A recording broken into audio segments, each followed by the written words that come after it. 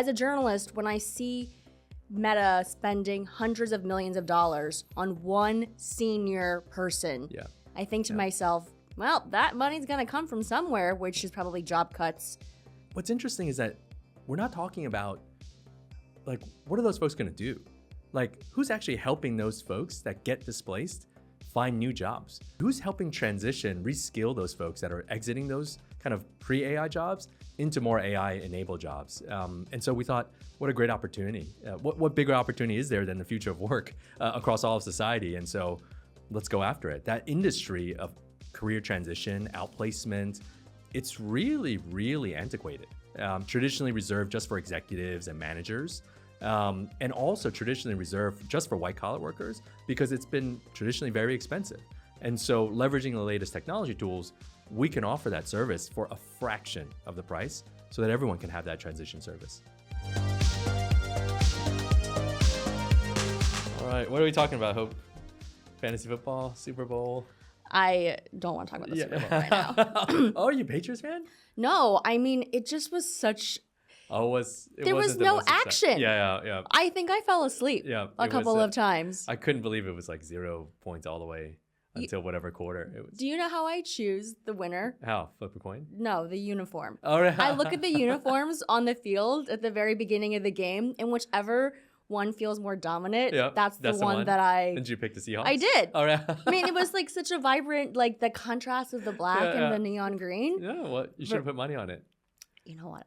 Sponsored by DraftKings, this segment. I was close to. I was like, maybe I should just experiment with this because everyone is doing it. Yeah, and I've never. If I was thinking about doing it, but then I was like, I didn't want to do it in front of my kids. Wait, because you don't want to set a bad example? Yeah, for them? like dad's gambling on sports in front of them. You know, like kids, what are you gonna bet on? That's fun. I'll let them discover that themselves. I never thought about that. My friend is very polite to her AI. She always says please and thank you in front of her kids because she wants to teach them not to treat them any differently. Really? Do you do that? I'm nice to, knock on wood, our AI. Yeah. Because even when we had automation at our fulfillment centers, remember we built it ourselves? Yeah. And so to test it, they would have to bump it, like twirl it around and push it, and I was like. It's like, don't do that. Don't do that. I'm bad. When I went to the Amazon fulfillment center in 2024 now, I was one of those annoying people who like jumped in front of them and got in its way just to see how it would react. Yeah. So I'm a little scared that if anything were to don't worry, it remembers. Exactly. Well, that's why I'm. Don't you worry, Hope. You're in the database. I'm in a database. I type to them in all caps, probably way too much. Things like that. But I want to start with the question. Okay. Is there a more humane way to lay off people? And I don't know what the answer is to that, but we're going to talk about it in this episode of Macro Talk. Amazing. I'm your host, Hope King, and I have a great guest with me, an awesome guest with me today, Chieh Huang. We're here in New York City. Chieh is a serial entrepreneur who has built and led the mobile gaming company Astro Ape Studios, the e-commerce unicorn Boxed Wholesale. He has served as the president of the World Economic Forum's Global Collaboration Village, and now he is also coming out of stealth with his latest venture, Pelgo, which is a startup aimed at helping people transition careers during this very messy period where businesses are figuring out how many humans they still need on payroll. Chieh, welcome to the show. Thank you very much, Hope. I like how, I don't know if you said my newest venture or adventure. No, well, both. I think it's both, exactly. Because I was thinking about it, as we launch, it's just, it's another adventure. My last one was a 10-year adventure. And the one before that was probably 3 to 4 years in total. So signing up for another episode. It's going to be fun, but challenging. But I think it's the right time given everything that you just mentioned about the jobs market and AI. Yeah, look, first off, congratulations. Thank you. We've known each other for about 10 years now at this point. So I've seen you through many of these journeys, but I am really excited about what you're building with Pelgo because the mission seems very in line with what I'm trying to do with Macro Talk, which is to help people, workers and leaders understand how to ride the storm. And that question I started out with, is there a more humane way of transitioning people from one job to another. That really was the feeling that I got in looking at Pelgo and the website and some of the services and the platforms there. So I want to go into all of the details around how it works, why you built this. But first, I want to just ground the conversation in what's happening in the macro landscape right now, which is unemployment is still relatively low, historically speaking. But then you have really concerning data. I'll just cite one. AI, for example, was cited in nearly 72,000 job cut announcements between 2023 and the end of 2025. That's according to Challenger Gray and Christmas. Now, some skeptics are calling this AI washing, which is kind of attributing these cuts for other reasons. But then you also have CEOs like Dario Amodei of Anthropic saying that, up to half of entry-level white-collar worker jobs could be wiped out in the next 5 years, and that unemployment could jump up to 10 to 20%. So I want to start with the question of what you're really seeing, because you are in a position now of helping companies through this period. Are we going to see these dramatic job cuts as Dario Amodei has predicted, or are we actually seeing something that's a little bit more moderated? Because the 72,000 number is actually way less than what other you would imagine. Then and the last stat I'll just say is restructuring accounted for 130,000 job cuts, and that was just in 2025 alone. So 72,000 over 3 years versus 130,000 in just 2025 alone. It seems like there's a lot more going on than just AI. Yeah, I think it's I think the truth is probably that both stats are right, in a sense that I do think, given the nascency of AI, as crazy and as much as we talk about it now, the reality is, we both experiment with it. We both use it in our daily lives. I think millions of Americans are using it. Hundreds of millions of Americans are using it in their daily lives. But it really hasn't 100% replaced entire workflows, meaning that there's still a human in the loop element. And I think for a lot of the different workflows, that's probably going to be true in perpetuity. But there's also, the reality is there's going to be also functions where it's just going to be completely automated. In manufacturing, in fulfillment, that's called lights out automation, where you don't even want to put the lights on because you don't need the lights because there's no humans on the factory floor. Now, I think that's going to be the case for some workflows, but at the same time, I think there's going to be a lot of humans in the loop as well. The reality is, when you look at the internet and the advent of the internet, we're still working through as a society the full repercussions and benefits of the internet. And so in the mid-90s, there's no way you could have predicted that there was going to be this thing called social media. And then let alone you could predict that there was going to be a job category called social media content moderator, content creator. Who would have believed you 30 years ago? But the internet destroyed jobs, but also created a ton of jobs, which I think will happen with AI as well. But I think the real tension is the pace of the change. That is for sure. And I feel like we're like mukbanging all of the changes, and we're gorging ourselves. We don't have time to digest all of the changes there, with whether you're a company or you're an individual. And I think this is where the difference in sort of the feeling and the vibe is between what the mobile revolution brought on and the internet revolution. So I would love to have you share how you're thinking about the way that, what is the pace of digestion of these changes? Because there are investments that need to be made, but also the execution, implementation, and then the human aspect. Yeah, I've never heard it, as you put it, in terms of digestion. And I think that's a very accurate way to think about it, because even in our last company, we had our e-commerce part of the business, but we also had a part of the business where we sold the automation as well as the software stack. And so what we found, though, was that it was like pulling teeth trying to get big or small retailers to really migrate their entire technology stack onto something that we had built. Now, it became more and more successful over time, but it certainly wasn't easy, and the sales cycles sometimes lasted years, literally years. You've been talking to these folks before they actually say, okay, let's do it. I'll write you a check. Come on, let's modernize this thing together. That's totally changed now, where I think the conversation is flipped. If you're the CTO of a company, if you're the CEO of the company, and you don't talk about AI, and a board member asks, what's our AI strategy? How do you think about it? And you're like, don't know, don't care. That's a really hard answer to provide these days. And so now they're incentivized to actually embrace some of these changes, which I don't think I remember, at least in my professional career, where so much money and so much attention and so much willingness to adopt and adapt to new technology has been so pervasive in society and in the industry. I'm glad you brought up the historical context of this moment, because you have been in multiple transition periods, with e-commerce being, a big boom. You were early also in mobile gaming. Mobile gaming, right? yeah. Selling Yep. to Zynga. And so it's actually notable for me to hear you say. I was also an English teacher, remember that? Yeah. And you were a Yeah. lawyer. I mean, you've done. And I was at an NGO the last 2 years as well. So I've Right. So my whole life has been one big transition. So. that's actually a great point, which I'm sure this is, why this mission and this business is so maybe even personal to you. But I think it is notable that you are saying very clearly and explicitly that you have never felt this kind of pressure Yeah. to put out something to your board or to a product, or to talk about a specific area of advancement.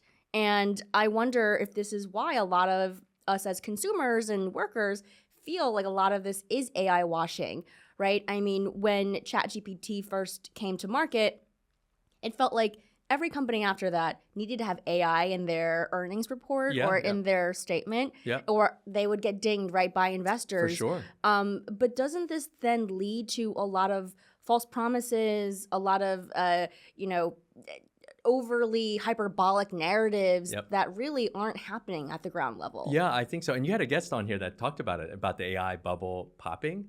I think, I don't know if it's a bubble, but at the same time, I do think, having been in technology now, this is my second decade in technology, like there are cycles. Like things rise, things go down. Suddenly the hottest thing ever is now the dumbest thing ever, before it actually becomes the norm. Like think about the internet. Like it was the hottest thing ever in the 90s, late 90s. Then it became a joke. If you were sitting here in 2000, if you rewind the clock, 2000, and we said, the internet's gonna change the world. We're gonna order everything on the internet.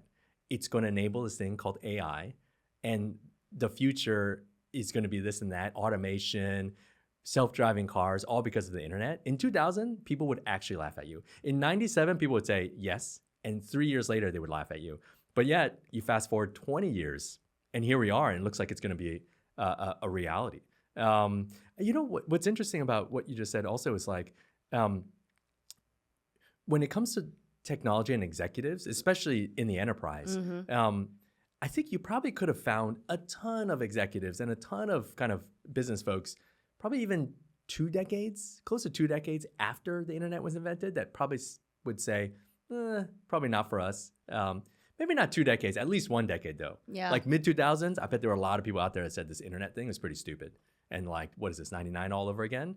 But with AI, you'd be hard pressed to get someone in this room on the record to say this AI thing is dumb and it's not going to be the future. I don't think anyone wants to go on the record and say that. That's a real difference. And this thing's only what? We're like 36 months into this, 48 months. It's pretty wild. I find it notable too that you're bringing up this example of the cycles, because even though we are, I think, still very much in the hype cycle, the narrative has started to shift, even the last couple of months. And we were talking about the Super Bowl just a while ago. And you know that over the course of the last couple of weeks, as Anthropic has dribbled out their Super Bowl ads with Claude, are you saying dunking that? on open. I mean, I think Prof G was saying that this could be Does it jump the shark once it's... But it could be the beginning of the end of OpenAI, or ChatGPT at least, in terms of the capabilities, right? I mean, you remember at the beginning, Gemini was laughed at for being really behind, right? And ChatGPT was, light years ahead. And so this race keeps shifting a lot. And I do wonder if from your own tech stack, I imagine that you're using a mix of all of them. That's right. And so you do see where one is stronger than the other. But then, and I know we'll get into a little bit deeper, but just on this notion of like, are we jumping the shark or not? I think we should expect, right, to have more of these sort of hiccups in the race of like who's ahead and who's behind. I think so. And that's probably what differs about this one. Because I guess if you look at technology in the past, it's like once a very heavily contested kind of race, once one really pulls ahead of the other in terms of, resources, talent, money raised, it's usually game over. Not that they're gonna take it all, but it's really hard to overcome that. But you're right. This one it just keeps going back and forth. It's almost like on the stadium cam when you have to guess like which thing is gonna win. It's like seventh inning stretch, and you actually really don't know because yeah, like you would never 24 months ago if you said Gemini and Anthropic are gonna be where they are today, probably not a lot of folks would have believed you who didn't work at Google or Anthropic. But here we are. Yeah. Yeah, and the talent wars, right? From Meta poaching some of the biggest startup AI founders to some of them leaving already. These companies after these large pay packages, which really is concerning on all kinds of levels. But let's get into Pelgo. Yeah. So you're coming out of stealth. Coming out of stealth, yeah. Congratulations. Thank you for pivoting to this, by the way, because I was just having fun talking about just general. Dunking on other. I mean, we'll go back to it for sure. But I do think because as a journalist, when I see Meta spending hundreds of millions of dollars on one senior person, I think to myself, well, that money's going to come from somewhere, which is probably job cuts in the earlier stages of people's careers and in those fields and those layers. And then Pelgo could come in and help those that were sacrificed for this one senior engineer to find something else. I don't know if that's the right understanding of it, but why don't you share with us how Pelgo works, who it's designed for, and your business model? Yeah, so Pelgo is a career transition agent. We're full service. In those exact moments is where we come alive and help. This conversation is being replicated probably in businesses and just in conversation, probably around the dinner table, like how many billions of times, like over the last month even. With that said, though, I think there's a general consensus that AI will destroy some jobs to a certain degree. I mean, you asked it before, will it be 70,000 jobs? Will it be half of all white collar jobs? Who knows? Somewhere probably in the middle of that. But then what's interesting is that we're not talking about like, what are those folks going to do? Like, who's actually helping those folks that get displaced find new jobs? I don't think it's going to be all doom and gloom. That point I made before about kind of, social media content moderator being a job category that did not exist 20 years ago. I think the same thing is going to happen with AI as well. There's going to be jobs that we actually cannot even think or fathom today that will be commonplace in 5 years. But who's helping reskill those folks that are exiting those kind of pre-AI jobs into more AI-enabled jobs? And so we thought, what a great opportunity. What bigger opportunity is there than the future of work across all of society? And so let's go after it. That industry of career transition, outplacement, it's really, really antiquated. Traditionally reserved just for executives and managers, and also traditionally reserved just for white-collar workers because it's been traditionally very expensive. And so leveraging the latest technology tools, we can offer that service for a fraction of the price so that everyone can have that transition service. I was very excited, this, when you first told me about this. Yes, thank you. Because I don't see very many companies, business leaders, putting money and resources behind this problem that will become, unfortunately, a bigger and bigger one as AI continues to gobble up jobs. There's a couple of places on... Can I interject right there? Like, part of the inspiration of this is if you go on Reddit and you just go on the Layoffs subreddit, it's not a happy place to be. And when you think about those folks, like, when you read through the threads, no one's helping them. Like the help out there is just really not tailored for them.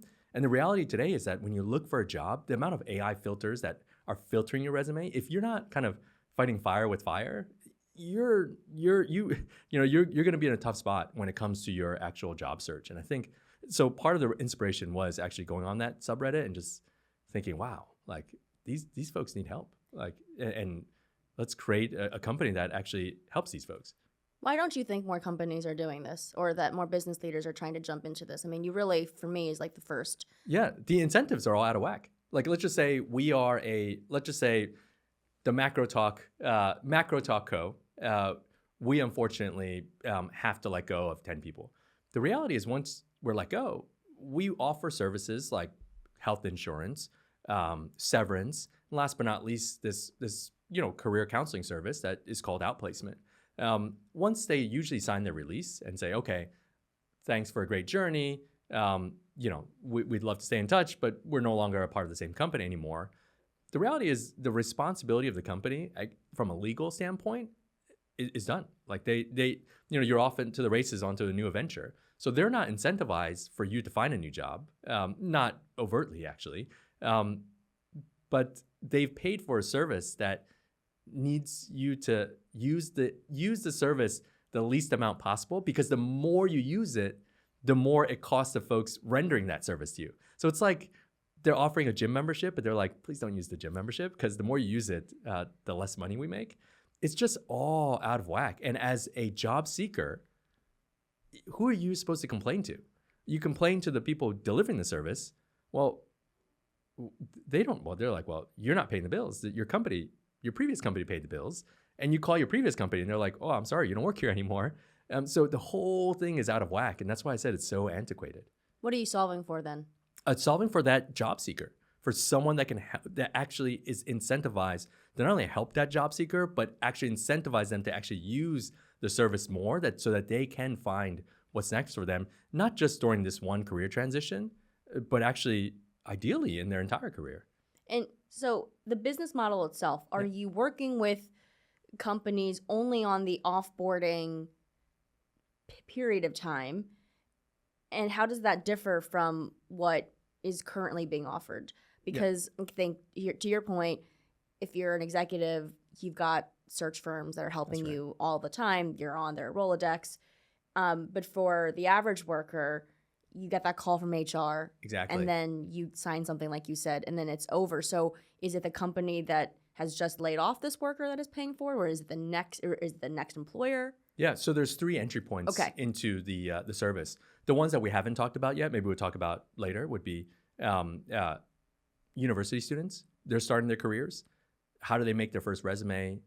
Without a broad LinkedIn contact list, how are they going to find a job? How do they career path into a job, or how do they learn the skills that 4 years of university didn't teach them? So that's first and foremost. Second, it doesn't have to be involuntary departures. If you're working at a coffee chain, for example, and it was your first job out of college to pay the bills, and now you want to, move into more of a white collar kind of office role, that could possibly be an entry point into our service as well. And saying traditionally, that service of outplacement would be thousands of dollars. No coffee chain is going to pay that for you on your way out, especially if you left voluntarily. But now, because of the tools we built, costing very, very little, it's a possibility. Third, and probably the majority, would be exactly what you just said. So involuntary displacement, you got laid off, and so here's access to the service that we have. Right now, we don't anticipate directly providing it to, in a B2C service. But at the same time, I think we're going to have much larger scale than just executives and managers, as in traditional outplacement today. So it sounds like the B2C could be maybe some of the younger workers coming into the workforce. And then the B2B is really helping large enterprises in their transition period have a more compassionate, I think is the word that you use, compassionate way of transitioning somebody out of their organization. I think it's all going to be B2B to C. So we'll sell through businesses. But the biggest difference, as you kind of asked before, is that, again, like if you weren't an executive or a manager, you're most likely not getting transition services or transition and career pathing help. But now you can. It's way more affordable for these companies, and we probably do it more effectively than what's out there today. So when you also talk about this being AI powered, and you use the word also agent, those sound like buzzwords to me. How does that work in practice? Because I know you talk about flipping the script on this, but it seems sort of very meta and a little ironic. Why don't I just describe exactly the flow of what it does and how it does it? So, as you mentioned before, you traditionally get an exit package. It's like, great, here's an 800 number to call, or you get an email, and then you get herded into a group of 100 people that got recently displaced, and it's like, okay, we're here to help you. But the reality is, don't call us too much, because the more you call us, the less money we make. And so it's not a very native like digitally native way to interact. And so as we reach out to you, it could be via phone, it could be via email, it could be via text message, however you want to interact with us. We get to know you to say, okay, so A person the will person, actually, someone from Pelgo will actually call. it could be a person, or obviously it could be a digital assistant. And so it depends on your previous level, because if you were an executive, your company might want an actual human to call you and say, hey, you might not need these resume tools. I have this set of kind of contacts. We might be able to place you somewhere. But if you're an individual contributor, you would need resume help. And actually, having the AI redo your resume, it probably is better for AI filters in terms of knowing what to put on it so it gets past the filters. So once you get that text message or that email, you go through it. We get to know you a little bit, your preferences. How would you like to interact with us? What are you really looking to do? Are you looking to start a new business? Are you looking for another job? Are you close to retirement? Do you want someone to talk to? Or you might not ever want to contact us again. So which of the five would you like to, or how would you like to path yourself down one of these five? If it's start a new business, well, here are the considerations. Do you want us to help you with that? If it's applying for a job, let us help you redo your resume. Do you want us to help you find jobs that you're a match for? And do you want us to apply for these jobs for you on your behalf? So really getting AI to work for you at a moment of vulnerability, I think will resonate with a lot of job seekers. I think that is one of the top use cases of AI right now is, for personal sort of therapy, because a lot of people are embarrassed to ask for help, to go to somebody else. And at what point does that relationship end? The person who's working, who's working with Pelgo, does it end when the person gets their next job? Does it end? Does it never end? Yep. So if you look at the industry today, some of these services last for as little as 1 month. 1 month, it's really hard to make a difference in 1 month. For us, it's at least 6 months. And to your point, we've been considering, and actually, should it be in perpetuity? Because once we're your partner in finding your career, your next career move, the reality is, I think future transitions are going to be quite normal. Like even look at us today, like I was only semi-joking. I've been an English teacher, like an NGO person, a tech startup, e-commerce. I've been a lot of different things. Like even you were a Wall Street exec, now you're a journalist. It's, I think we're becoming less and less rare in our career transitions. And I think because AI is moving so fast, I suspect we're going to go from 40 years ago, which it was strange to change jobs or change companies, to now that's very commonplace. So I bet in the next coming years, it'll be quite strange if you don't change jobs or you actually don't change careers throughout your entire 60-year journey or 50-year journey as a professional. And just to be clear, you would like this to be a service in perpetuity, or you don't think that it should be? I think it should be, because I think there's more and more transition moments. So it's no longer just like, oh, we're sailing in for the 1 month career transition, found a new job. This was a blip in your career, and your next job, you're going to stay there for the rest of your life until retirement. I don't think that that's going to be as normal of a career path in the coming years. And we definitely were rare in making the active choice. I think a lot of people are now put in a position where they've never considered doing anything else, or they didn't feel like they had the option earlier on. So on that, in your product stack, how are you helping people figure out what they should do next if they've just done one thing their whole life? I love that you asked that, because we didn't finish how this thing actually works. Because after your resume, we get the score to say, okay, tell us a few jobs you might like.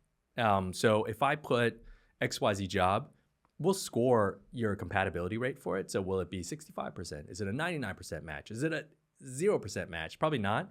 Is it an 8% match? We don't know until you let us know kind of what you want to do. And then once we identify those gaps, we could say, okay, well, there's some skill gap here. Do you want us to help you with that? Do you want us to produce a 5-part series, whether audio series or actually a mini course that you can log back into, so that we can sharpen your skills on that? So you can put in your resume and you can actually get smart on some of these skills that can up that score a bit. So again, that's why I meant full service. It's not just, oh, let's redo your resume, good luck, see you later.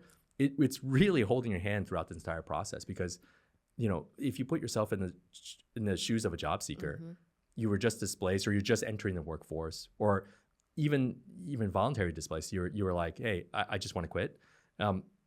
What do you do next? Like most folks are probably just going on the internet and Googling stuff, but no one's really working for them and truly helping them in those moments. And I'm sorry I keep going back to this, but I think to your point, because the incentives have been so out of whack, like the kinds of companies that would sign up for Pelgo and offer this for months and years or in perpetuity, what's in it? They wouldn't do it for thousands of dollars a month. No, but for what we charge, I think they might. It's a few bucks a month.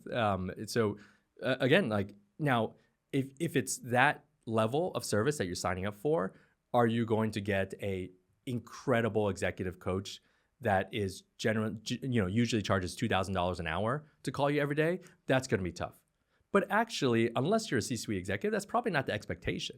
You just need help. You want someone to actually do your resume for you, help you apply to these jobs, help learn a new skill. And that's probably more salient for you. And that's where our sweet spot is. Yeah. So meaning that if you're the CEO of a Fortune 500 company and you're no longer a CEO of a Fortune 500 company tomorrow, yeah, we can help you. But is that our core audience? Probably not. Yeah. I think I was thinking about Pelgo as almost a badge for companies to, proudly display or talk about in public that they care so much about the whole life cycle of the worker. That's really how I was interpreting the service when you were first telling me about it, because I think to show workers that they are putting money behind this very painful and personal and a really life-changing decision that could be out of their hands, to me would speak volumes to a company that would actually work with you guys. That would be the ideal outcome if we sat here in months or years ahead again and said, what is Pelgo now? And if we could say that all these companies are actually using Pelgo as a recruiting tool to say, okay, on your way in, no matter how you leave voluntarily or involuntarily, we're one stop on your journey and we want to support you throughout that journey. And so again, no matter how you leave, you're going to get access to Pelgo. That would be an amazing result for us. Okay, well, I must have articulated it. Perfect. Yeah, perfectly well. Yeah. What does the name stand for? Is Pelgo short for something? It's not short for anything. Okay. It's a great 5-letter domain name that that was available. Yeah, that was available. But I'm a huge Star Wars fan, and so there's a Mos Pelgo as one of the towns where Luke Skywalker grew up back in the day. So, and Luke Skywalker, as everyone knows, went on to great things across the galaxy, and across the universe, and hopefully folks who use Pelgo can go on to great things as well. That's a great origin story. People who know you know that this is a personal mission and love for you, because when you were at Boxed, you made so many headlines for taking out money out of your own pocket to pay for workers, kids' college tuition. This seems like an extension of that. I don't see many CEOs doing what you're doing in the same kind of way. What would it take for more CEOs to do this and to take a more personal stance on a company's bottom line? Because in some ways, a lot of CEOs are very nervous talking about their personal values. They're very good at repeating media talking points. And so I want to know what you think makes you different and what you could do to inspire others to be more like you. Me personally? Yeah. I think perhaps it's growing up in a working class family and knowing what it takes to pay the bills and realizing that disruption in those lives, like for some folks, like above a certain earning threshold, it's a disruption, but you're probably going to go on vacation, figure out what's next. There's a lot of people out there that don't have the luxury of saying, okay, I just got laid off, or I want to look for a new career. Let's go on vacation so I can figure it out. They need to pay the bills now.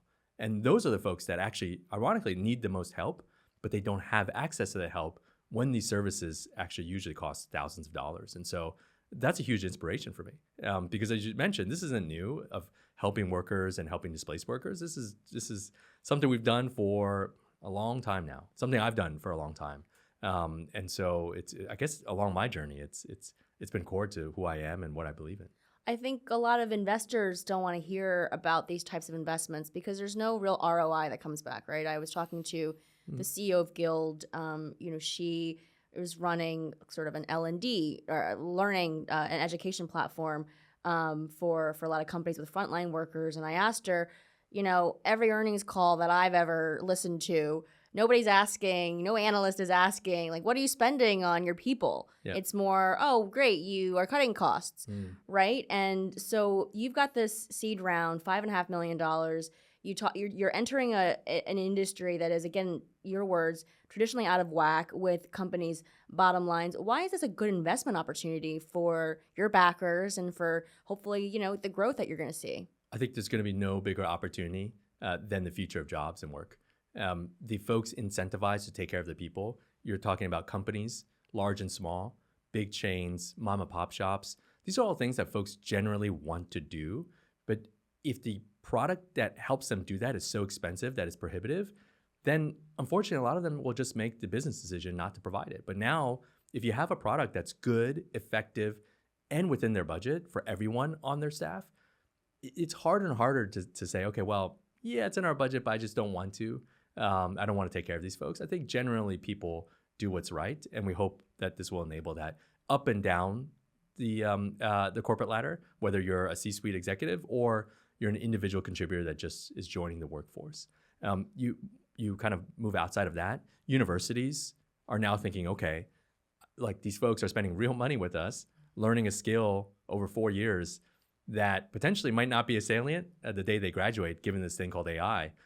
I think they're going to have to really think what their kind of place in society is, and what the value that they're bringing to the table really is. And the career offices on campuses probably need to really think about how are they providing that value. Third, even entire governments. When you think about, if you go into what we started the conversation about when you were saying, Dario was thinking perhaps 50% of white-collar jobs are going to go away. White-collar jobs, Entry-level white-collar jobs, 20% unemployment. I don't know any country that invites 20% unemployment, because that wreaks havoc on society. So how are we reskilling? How are we transitioning these folks to an AI future? I think hopefully will also be something that we're able and prepared to help them with. You're not the first person to bring up the societal risk of having mass unemployment. I find that to be notable that not a lot of people are talking about at the sort of like main headline level, which to me I think is and should be the main concern. Companies overall at an individual level do not feel like a societal responsibility, right? Yeah. Generally speaking, historically speaking, stakeholders were your investors, your your shareholders, maybe your employees. And so that's sort of the answer I think I would get from other companies if I were to say, well, why aren't you trying to safeguard for this potential outcome? Do you think that could be shifting, that companies are thinking more about what they could ultimately be enabling? Because at the end of the day, I also think if you're laying off people, you just also lost, thousands of potential customers if they don't have a livelihood anymore. Yeah, for sure. I think at some point there's a breaking point in any economy, and it's just I think you mentioned before, it's not so much the creation of jobs on one side and the destruction of jobs on the other. It's the speed and the timing of it. And I think what's scary is that this time it's happening faster than ever. Where I think that's going to pose a lot of challenges for companies and economies around the world. If you think about what COVID did kind of to state unemployment offices here in the US, and if you told those same unemployment offices that, if AI hits in the same way, like that could be just how it is in perpetuity, I don't think any of them would say, oh, we'll be just fine. But here we are, and some of the folks that are actually creating the products that hundreds of millions of people are using are saying exactly that. They're not even hiding it. They're just saying, listen, I'm telling you the risk, that there's a huge real risk that this will happen. And yet there's not a lot being done about it.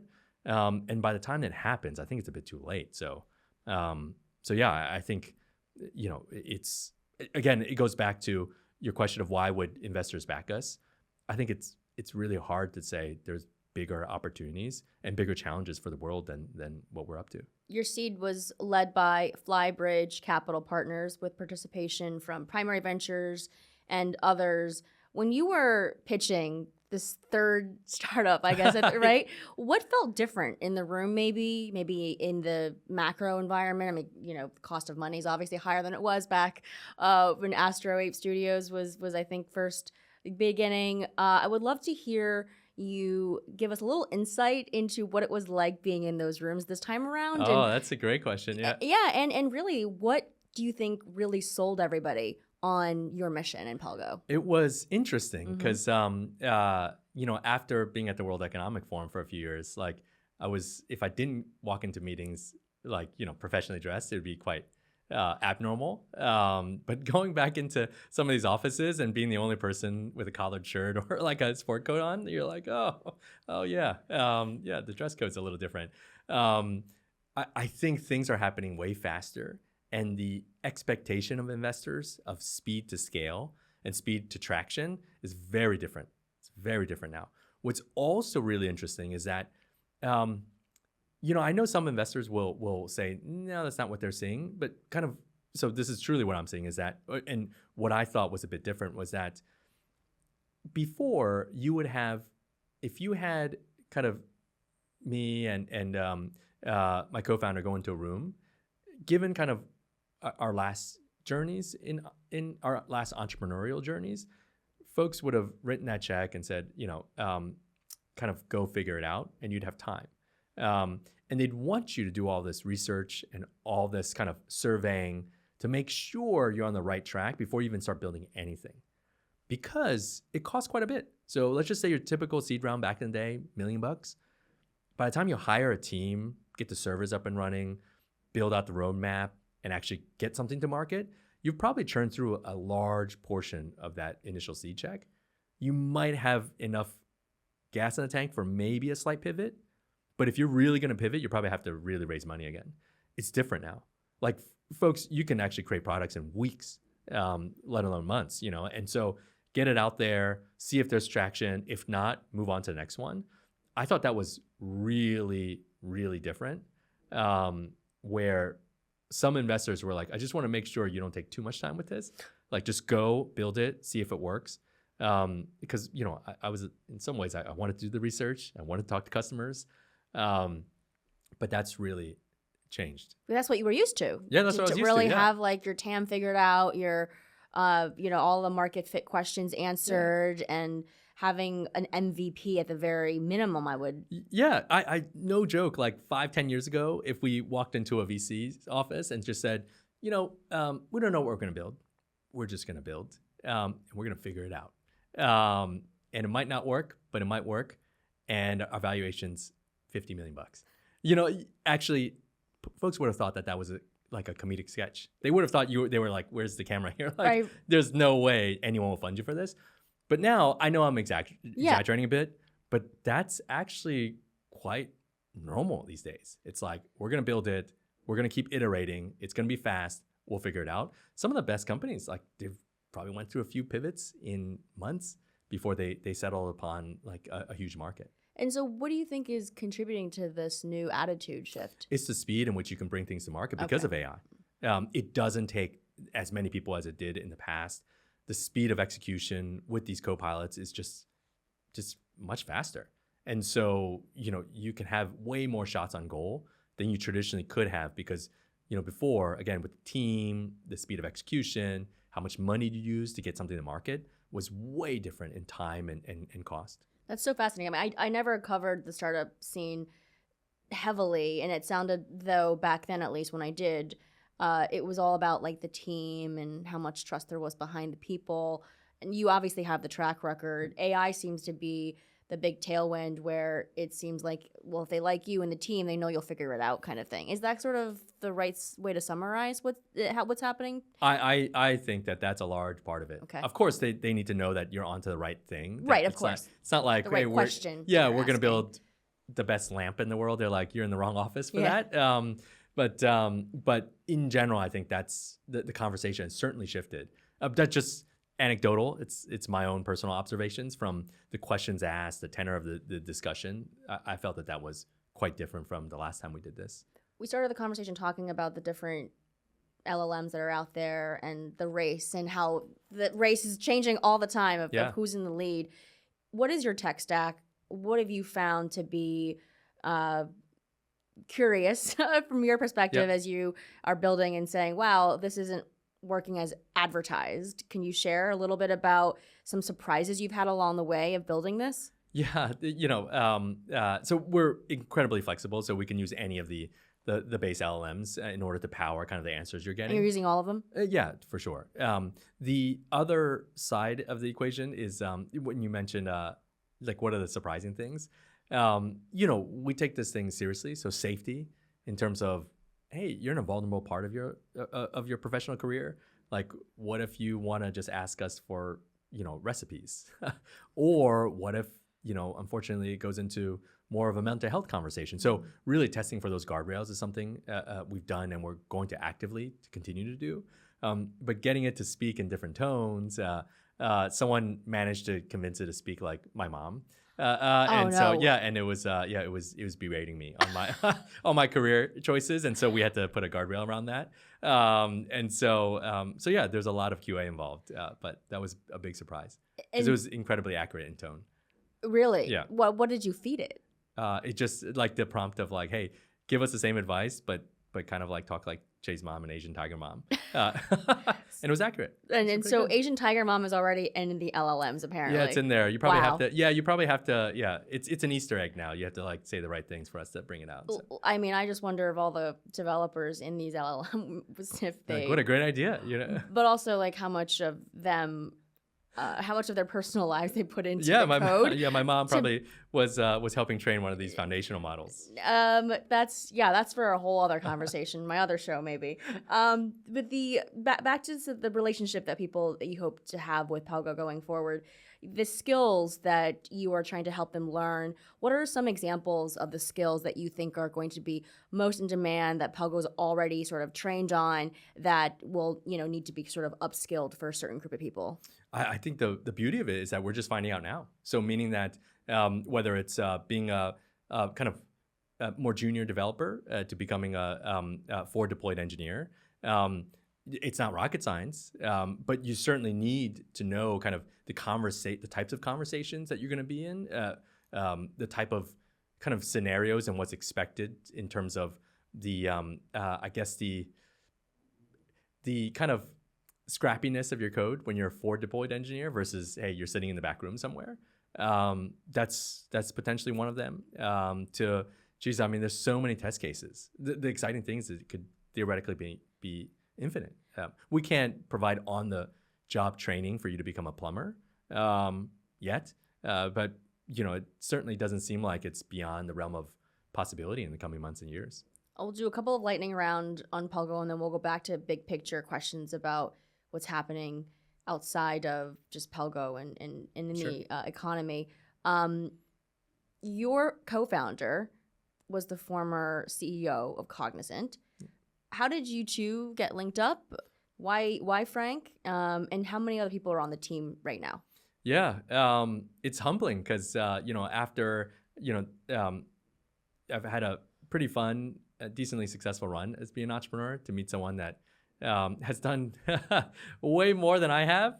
Cognizant is a Fortune 250 company now. He's one of the co-founders in the 90s there. He was a CEO for 16 years. I'm learning a ton from him. And what's interesting is how much entrepreneurial drive he has. And we'll be on a call at midnight talking about different features and product strategies. So it's been really, really awesome and also humbling to work with someone like that and call someone like that my co-founder. Yeah. And how has he sort of brought his background with Cognizant into Pelgo? So that view of what those Fortune 500 CEOs or basically anyone on the Fortune list is really thinking, because from his multi-decade career, kind of helping those companies with services for close to 30 years. It's been extremely helpful to have those conversations, to have those off-the-record conversations with them, to think, how are you thinking about your workforce in the future? Like, what can we do to help? Having those conversations has been really helpful in kind of guiding the product strategy for us so far. And how big is your tech team, your dev team? Is it just you and Frank right now building out everything? I know the seed funding, the seed round is to help accelerate growth in your own staff. Yeah, we're still less than 10 people at the moment. So it's been fun. A lot of familiar faces from my previous journey and previous companies. And so it's been fun. The conversation has been fun. I think what's really fascinating that people don't realize about people who build is that they generally go back to the same gang of folks, right? That they used to work with. How It's hard? fun to roast each other on, the internal messaging platform whenever, someone new joins, but it's someone we've worked with for like 12 years or something like that. And they're like, oh, who let this person back in? Like, oh gosh, I thought we were interviewing people. We weren't just letting anyone in. But it is a special relationship that gets forged, right? During these earlier days of building. And so you want to kind of call them back. But what is that process like? Because people go on, they do different things. And so when they get the call or when you're thinking about who to call, right? I mean, I feel like it's probably not very hard to get people back, but maybe that's not the case. No, what's super interesting, and I think that was part of the inspiration here, is that those career transitions. When I looked at kind of what folks from my last companies were doing now, it's like wild. It's like folks that used to be a picker are now AI engineers at kind of really big foundational LLM companies, or they've gotten into fintech, or the opposite is true. They were in the office and actually now they're in distribution. Physical goods distribution. It's just wild. But it was so, just seeing folks transition through their careers. And I think almost all of them doing incredibly well and doing better in their careers than when they first joined me and us. It's inspiring to see. Well, you're very humble, so I'm sure that you're doing much better than you let on, and that you've helped them a lot in your own way. I know that, in our personal relationship that you've been that for me. So I think that people need to know that about you, and no one should be surprised. I used to have a list of people that I wanted to interview, like CEOs. Okay. And I don't have that anymore. I think because you've done so much. No, well, not even that. I think because a lot of people have just caught on to the fact that most CEOs can be very rigid during interviews where, again, they're just speaking from the company line. Yep. And I only want to interview people who actually have things to say that are unique and who are doing really unique and great things. And so... Well, this paper under the table, I can put it away then. After all my talking points are done. I'm just kidding. No. There's nothing under the table, no, everyone. You've never. And I'm bringing this up because I do feel like there's just a general shift that people are tuning CEOs out. I think during the pandemic, it was really important for CEOs to kind of have this leadership role and to communicate a lot. But in this current kind of K-shaped economy, there were a couple of mishaps that I can point to. A cereal company CEO going on CNBC and said that maybe, this is something, I'll just name it, or I'll just read it out loud because I want to get it right. That we should all think about. Yeah, the Kellogg CEO says cereal for dinner is on trend now. And this is not even like a new thing. I guess they've been talking about this campaign for a couple of years as food prices were increasing. But back to my point about CEOs in general and why I have found it harder to get real authentic answers is because I understand that they have a job to do. Yeah. But I think you are different. I think it's probably a few things driving that. One is the ebbs and flows of us in terms of what's popular and in society. I think that's also, we talked about technology ebbs and flows. I think that happens, from what I've seen with professions, industries as well. Because when we were growing up, I don't think like being a CEO or being an entrepreneur was that cool. Like most folks were like, they wanted to have a great job, and I think that was what a lot of folks. I'm just saying, like from graduating like from our town, that was the goal. There weren't a lot of folks that were like, let me graduate so I can start a tech company. I don't. At least maybe I didn't talk to those folks, but I don't think that was the case. And then over time, what was really interesting is that as I was going to the magazine rack at all these, bookstores, you're like, wow, like there's more and more entrepreneurs on front covers of magazines, not about business. And what is going on here? And that they started to, that entrepreneurial journey and CEOs started to pervade kind of everyday life and pop culture. Partially because I think the products that some of them were creating became so ubiquitous and became so synonymous with pop culture. Do you remember like one or two of those covers where it struck you that? Oh, I mean, you take any of the, like services of any, whether it's Meta or Google, Microsoft, like there have been plenty of times when all those CEOs and founders were on covers, not Bloomberg. Yeah, not Bloomberg. Yeah, right. Exactly. I think also there's a bit of backlash to that as well. It's like, okay, well, all right, are do you as a CEO of this company have the best kind of in mind when it comes to not only shareholders but kind of all stakeholders around the table? I think people are starting to ask that question. I think the second is that social media is so polarizing these days. You could say, hey, it's raining out today, and that could be twisted in 400 different ways.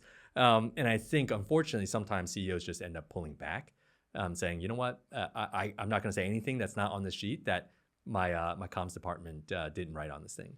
So what compels you to continue to buck that trend? We're a startup, so there's no comms team, so it's just me. I think Dave would disagree. Yeah, Dave. But Joe, Sorry, Dave. No, Yeah. I mean really, you've worked with him through Boxed and others, and I am curious, like when you watch CEOs do interviews these days, do you look at those interviews with a different lens because you know what they're doing, sort of? Sure. Yeah. I think I have the incredible luck and fortune to be able to just speak authentically, and for just about most of what I've said in my life, I can defend it and say, yeah, I said that. And this is what I meant when I said that. Now, do I make mistakes on camera or on the microphone? All the time. But at the same time, like I think it hasn't deterred me from being authentic and just saying what I feel, because I feel like most of what I feel, I personally can defend it down the road. But I think, again, I have the luxury of having done this a few times, but at the same time, luxury of being being a startup again, and taking liberties with stuff like that. And is that why you enjoy being more at startups versus taking a job with a big legacy institution? It's the authentic kind of, it's the excitement of building something from scratch, sitting around a table. How many times, like, I'm sure even if you're not an entrepreneur, like how many times have you been around, having drinks or dinner table, like, or anywhere, and just saying, like, we should do this, or even current colleagues at your day job, just like, we should do this. Oh, why hasn't someone done that? And they're like, yeah, we could do this. But then actually taking that and making it a reality, that rush and that experience, I don't know if it's a rush or a great experience for everyone. I know that, at least for me, that's my calling in life. And I know that that's what gets me excited. So for a lot of folks, it's like, why would you ever do that again? I'm like, why wouldn't I do that again? I get such a rush and such extreme excitement doing it. Yeah, I mean, building something from nothing is very different than taking over from, Jeff Bezos if you're Andy Jassy for the first time, or, Larry Fink and how with Disney's transition. When you look at publicly traded companies like that, of that scale, size, and history and legacy, what are the major differences, do you think, in the job of a CEO than what you do? Oh, it's funny. I think it's just a different sport that looks the same, that you feel like it should be the same, but it must be like football and rugby, where on the surface, if you just look at, they're like running with the ball, it's kind of similar shaped and should be very similar. One, there's actually preset downs and there's pads. That shouldn't be decent at both sports, but the reality is, like, for football players who've gone on to rugby and vice versa, there's been a lot of challenges. So I think on the surface it looks the same, but it's very different running a company with less than 10 people and one with about 100,000 people or more, maybe like several 100,000. It's just a different sport, I think. Luckily, I've played many of those roles in both sports, but it's just a different day-to-day and different problems that you encounter. Would you want that to play that sport one day? But there's certain fun aspects of it, so I wouldn't write it off. I think I've been pretty decent at it as well, but there's still so much to learn. And I think that's what I'm also learning about. How do we set ourselves up for that run from my co-founder as well? Because, Cognizant, when he left, he had like 300,000 people in the company. My last company, like at our peak, we had a little less than 1,000. So it's just different. And so learning from him, I think I'm very fortunate to have someone in our corner like that. Yeah, and where I'm really going with the set of questions is I don't think that more empathy in the world is necessarily a bad thing, but I do think that it's very hard for the average person to empathize or to feel badly for any CEO, especially right? And but I do wonder if there are some things that you can share about what they go through, because one of the reasons I've been thinking a lot about this, why I actually have always liked and been gravitated toward interviewing CEOs, because what I'm really gravitating toward is the idea of responsibility. I think it's probably because, like being super Asian. That's a great book to write. It's like the theory of responsibility. That I think because of like probably our shared upbringing, but like I have thought so much about this idea of responsibility and what it looks like in practice, in like in my personal life, and then kind of extrapolating that into like having worked in finance and 3 startup founders for me, right? And so that's why I think I'm really attracted to these kinds of leaders and asking them these questions. So I think it's also a question of responsibility to whom, right? Because it's like, because even if you're a CEO, some might think your responsibility is still ultimately to yourself. Others think it's just shareholders. Others think it's the employees of the company or my customers. So it would be a really fascinating topic to explore. I've never heard it cut like that, but it definitely resonates with me. Because I think to myself, obviously as a journalist, you have all of these, and obviously with my lens of work and future of work now, it's you have, and I've been a manager once in my life, and I've only had like 2 direct employees, right? But even in that moment, like to know that I was controlling, right, their salaries and their career progression, and having had horrible managers and great managers, like I have looked at this as like such a big responsibility that somebody has over someone else's life. I could do the book, but you're in front of me. What can you tell us about what you have experienced in rooms with CEOs of all kinds? I mean, I don't want you to overgeneralize, but I am curious. Like, you're a rare bird. Yeah. And I imagine that, like in hopefully these rooms, for good reasons. In good reasons. But I think that's problematic in a world where you're talking about the threat of social uprisings because of these mass layoffs. And I'll stop with my examples. With this last one, I was in Los Angeles a couple of months ago, or no, I was in Miami, and there was a delivery robot probably delivering somebody some ice cream. Yeah. And I looked at that thing and I said, why does this thing need to exist? Like, what was the incentive, aside from the fact that we can do it, that it's going to replace somebody's job? And, one thought was like, well, like the business is there, it's there to make money. And so then it's someone else's greed at the end of the day that's driving them to want to build this thing. And if that is what drives most CEOs of this world, then I can understand why a lot of people are turned off by listening to them at all. Yeah, I there's a lot to unpack there. I know. So I think your first question was what my observations when you're in these rooms of other CEOs, what are they like? I feel like my observation is that they're in the most candid forums I've been a part of, they're human as well. That sometimes you get some of the CEOs that still are fully on, as I call it, even when you're in a private setting, and you're like, okay, dude, come on, let's talk about the real issues. Like, let's talk about life outside of work. What I've found though is that they are for the most part, human. And the reason why I say that is that an observation that I have had is that for all humans, problems are absolute, meaning that it doesn't matter. Like for someone out there today, literally what they're going to wear tomorrow at a big event is probably the biggest decision of their life. And if you measure their stress levels, it probably is very similar to someone who's trying to put food on the table for their family tomorrow. And what I found is that even within the scale of a startup to a large company CEO, when those problems come out, even though the smaller companies, they're like, that I'd love to have that problem.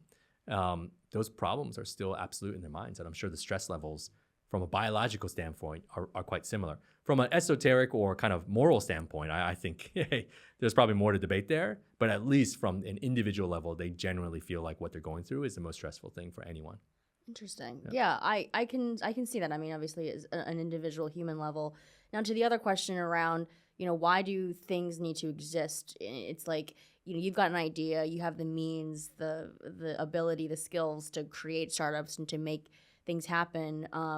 But for the most part, I think it does feel like a lot of companies make decisions just for that bottom line, and it's not for the greater good. And when you're in these rooms, do you feel like that is the sense that you get from the most part, because the companies are really just focused on the bottom lines, and that's the job of the CEO? Wow, that's a great question. I have not thought of it like that. sometimes I think being at a big company, the folks in being a non-founder CEO, sometimes your thought is like, how do I just deliver returns to shareholders? And how do I keep my own job? How do I make sure I deliver these shareholder returns? Whereas when you're building something from scratch, we have the luxury of saying, not everyone thinks like this. Could we build something that the world needs or that helps the world while making a great business? I think sometimes when you're in much larger organizations, it's harder to just kind of say that and tell shareholders, trust us, like the returns will come later. Whereas a startup, you have the liberty of doing those things and building those things from scratch. And in this new future of work that you're building and that we're all moving toward, there is a conversation that's coming up around the rise of entrepreneurship, how AI is enabling it. Yeah. And, there are a lot of platforms that see some silver lining around the rise of entrepreneurship. And if I'm going to connect the dots with what you just said and that, it's that if we have more mission-driven entrepreneurs, then we can change the landscape of why things are being built, and so that it's more sustainable and sort of more equitable. Yeah, for sure. I think I hope the folks out there that become entrepreneurs remember kind of why they originally did it, that kind of fire and the inspiration of it. And also the potential criticism they had of CEOs before they were a CEO founder. I think both are equally important. Great, to kind of keep them humble. Keep yourself grounded. Yeah. When you're looking at the news these days, how are you digesting it for yourself? Because you know so much about sort of this narrative that's driving the AI hype cycle, for example, or or a number of things that you might read because you're an operator. I am curious, what is your lens? Is it like a whole bucket of salt, or you just little grains of salt? You're probably much more savvy. Bite-sized cubes of salt. Yeah, like you're probably savvier when it comes to interpreting the news. Yeah, bite-sized cubes of salt, I would say. Okay. At the same time, when I do read it, I'm like, sometimes I'm like sitting here and just thinking, am I the only person reading this? And sorry to kind of bring it back into kind of what we're up to. Yeah. It's like, am I the only one that's hearing kind of what these folks are saying? That like, give me an example. There could be like 50% of all entry level white collar jobs might go away. Does anyone else hear this? Like, meaning that if that happens, even if half of that comes true, even if like, I don't know, like 20%, or 10% of entry level white collar jobs kind of go away, like what are we doing? Are there any companies that are trying to help that, or any organization? Not even companies. Are there organizations that are out there helping these folks, or I just don't know. And so that, partially I just felt like, am I taking crazy pills? It's like, oh my God, we're talking about like massive potential unemployment around the entire planet in white collar industries. Like, what? You mean like some of the biggest drivers of the world economy over the last 50 years? Like, and if that goes away in a meaningful amount, like that seems like a big challenge and opportunity to me. So that is the lens in which I view kind of the news sometimes. No, and I mean, that's why you jumped in with Pelgo.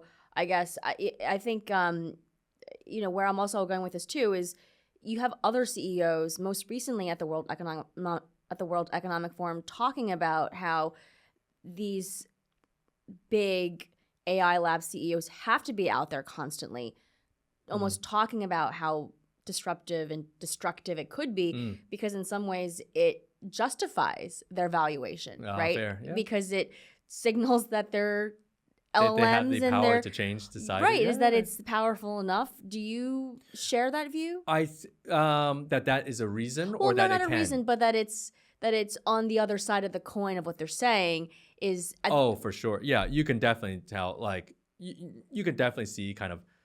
Again, I can't opine on exactly what drives them to say these things, but you could, a objective bystander can say that they potentially have different incentives to say what they say. With that said, I'm also, before I started this company, an objective bystander. When you try these products, it's not a huge stretch to believe what they're saying. Like, because a lot of my entry level jobs that I did, growing up as a professional, I'm like, this thing looks like, old 21-year-old Chieh probably might not have a job if that was what I was doing. And some of it was exactly what I was doing when I was 21. So I think that there's a heavy dose of truth that you have to chase with that grain of salt as well, or that bite-sized cube of salt. What advice would you have for 21-year-old Chieh if Be he were working today? Patient, because be patient. That's Yeah, exactly the opposite. I feel no, like what people are saying. meaning that it's not, I don't know, be patient. Just wait, because I used to think, geez, I was born like 10 years too late because I didn't participate in this huge technological revolution that was the internet. So I was not a professional in the 90s, and it's like, wow, the amount of fun that they had, like the kind of world-changing technologies that they created. What a great time to be a professional. So I thought, and I was probably prime time for the mobile revolution. And it was great, but it was a subset of kind of the overall internet. But now it's like, wait a minute, like, was I born exactly at the right time? Because I have the skill and the scars, more importantly, of being an entrepreneur for 15 plus years, the ability to put capital together, and still a ton of energy and a lot of ideas.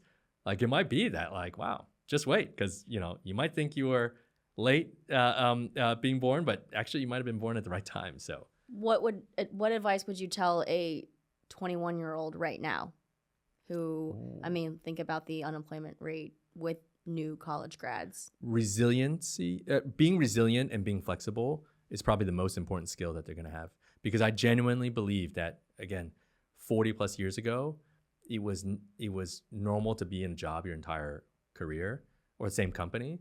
Moved on to like, well, you might move companies, but you're going to stay in the same industry. Will become, no, like, I think it'll be quite normal for people to change industries, change vocations multiple times through their career, because there's just going to be so many jobs that come and go because AI and technology is moving so fast. But also, again, like, for us, we were born at the right time where we could have these options. Now they're forced to have options and other, on the other side of the story, I guess. Yep. And one of the biggest questions, and I know Pelgo was trying to solve it for this as well, if you are coming out of college, you have no network. So how do you build, if you don't have an entry-level job and you don't have a network, what do? You just start your own thing? You potentially could. I think before it would be really difficult, or more difficult, because you need to raise X amount of dollars to have money to buy to retain an engineer to build what you need. But now it's like, you probably build an MVP for a fraction of what it cost maybe 5 years ago. And so suddenly, like, maybe a little bit of friends and family round, like less than 100,000, might get you something that you can bring to market. Maybe even less than that. So yeah, it's a much more viable path today than it was probably when we graduated college. You're not worried for your own kids? Worried for them all the time. Well, for lots of reasons. But what are you trying to teach them now? What skills, what majors do you think that they might adopt? I will buck the trend in this, and I'm trying to teach them to enjoy being a kid. I think the problems of the world will come, and the problems of the world will probably be way different by the time they have to face them. So just enjoy the time, because I think I was lucky enough to be part of that generation that grew up not around technology just yet. Enough technology where you can step away from it. And so, hopefully, they're very much in tune with technology. Yeah. But they should really just, the core skills of resiliency and having fun, I think, are key. Are there house rules around technology for your kids? No, we let them use the iPad, like iPhones. Like sensible rules. Like, like if I'm talking to them, like put that thing away. Yeah. But yeah, they can't spend all day on it. But there are a lot of other people who have observed CEOs who are leading big tech companies and then have their kids like on lockdown with technology, which they find to be quite notable, because what does that really say about the products they're building, right? Yeah, maybe it's just like through age, I feel like everything is like, probably some of the best answers are somewhere in between. Yeah. the two extremes. And so if you're putting them on complete lockdown, in some ways they might be behind. They're going to be behind on trends, like how to use these technologies. Yeah, they can catch up later potentially. On the other hand, though, if you're just like unfettered use, like do whatever you want, go lock the door and, be on the iPad all day, all night. I also think that's probably quite unhealthy as well. We've It's talked about, unhealthy for me if I did that. well, yeah, and we've talked about how you think that you grew up at the wrong time, but you look back and you probably have had the right amount of analog time Yeah. versus the time that we've had growing up with all of this technology. It's a crazy thing to think that when we were growing up, like, you just had to come home before the street lights were on, and that where you went is as far as your legs can pedal. You just got to be home. So if you go far as hell, you better be home before the street lights are on. So you budget that time to get home. Right. I just remember looking back. It's like, geez, we cycled to like multiple towns away from us to the point where we're like, we might need to take a bus back, but we have no money. So we gotta really? go. Yeah. I mean, before cell phones, my mom would just call all of my friends. Yeah, exactly. If she couldn't find me. And if you guys were all 3 towns over, it'd be a problem. Is there anything that we haven't talked about today about Pelgo that you want to share as your announcement goes live tomorrow, or literally anything else on your mind that you've been dying to talk about, whether it's stuff that you're seeing in the news, other market observations, other tech observations? We have any time that we have half an hour left. We don't have to use all of it, but I really want to give you the floor now. I think I feel incredibly grateful to have thought partners that feel like this is a very important challenge to tackle for not only technology, but for the world. And I feel like that could be taken as a huge cliche and a cringe kind of thing to say, but I genuinely believe that. I think it's not if, it's when AI really begins to take in meaningful amounts jobs across the country and the world. I think folks are going to look around and be like, who are the people actually trying to do a little bit of good here and trying to help these folks? I think we'll be one of those few companies. And to have investors that believe that that's a worthy thing to invest in, I feel incredibly grateful, because on the other hand, you'd think, well, why would I do that? It's not my problem. But I feel grateful that these folks have invested in us. I love that. Any final thoughts or no? This is fun. Yeah, it's a therapy session. I mean, I think we talked about 20%. Dave's gonna kill me because he's Why? like, you talked about 20% Pelgo and like 80%. We talked about the macro environment. But right? I love it. I think it's the best. It's good that I didn't come on here and just shill our. But I think it's also really important as a CEO to really give people a sense of like who you are, and I think that's why people like long form podcasts, because you're not given 30 seconds. You have all this time to breathe and to to tell your story. I think. Well, Chieh, thank you so much for spending this time with me. It was great to have you on. Congratulations on this latest venture, and I'll be following really, really closely. Thank you, Hope. Awesome.